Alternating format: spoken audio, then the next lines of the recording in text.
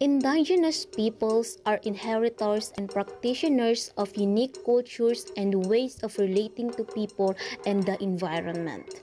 They have retained social, cultural, economic, and political characteristics that are distinct from those of the dominant societies in which they live. Despite their cultural differences, indigenous peoples from around the world share common problems related to the protection of their rights as distinct people. The main source of their livelihood is agricultural, but frequently face the problem of being disposed of the land they till for different reasons. Prejudice and discrimination still exist from their situation. The goal of social work practice with cultural communities is to help them realize their own potential for a decent life. Social work practice in this field, including administration and supervision, are focused in helping communities with problem solving. However, indirect working with cultural communities, also called as grassroots practice, most of the agencies in the past are project-oriented and they are accomplishing a specific project wherein the community will benefit. In today's generations, many of our agencies and organizations are very into people and process-oriented. It involves guiding and assisting the indigenous people to organize themselves and to develop attitude and skills. These are to make them equipped for community decision-making and the problem-solving. So, the practitioners engage in community organizing while working with individuals and groups with specific problems. One of the main challenges in handling indigenous people or group is cultural barriers. This is challenging because of the factors that they speak different languages, they have different values, beliefs, tradition, and norms.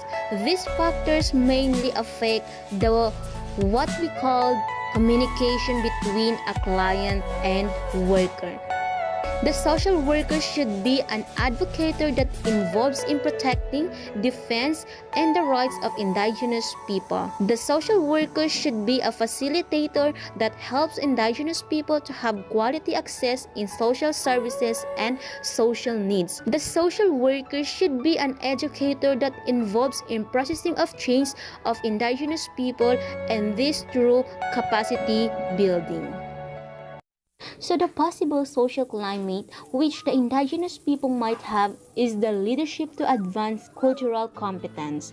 Social workers shall be change agents who demonstrate the leadership skills to work effectively with multicultural groups in agencies, organizational settings, and communities. Social workers should also demonstrate responsibility for advancing cultural competence within and beyond their organizations, helping to challenge structural and institutional oppression and build and sustain diverse and inclusive institutions and communities. So we are focusing to the leadership to advance cultural competence of the indigenous people. Moving on to the group as medium of change. The worker must do something to foster the social interaction of indigenous people from other people, because we all know that indigenous people, they are close relationship in the environment. And the second one, the group as target of change. Social workers should empower indigenous people to give attention and to respect them, because we are all human and we are created by the God, especially to ensure equal treatment and fully develop their potentials as a human being. And the last one is the group as agent of change. As change agent, the social worker is called upon to help persons cope with the problems of change and also to be catalyst in bringing about changes in existing situations, policies, and resource allocation in order to ensure greater justice and equality.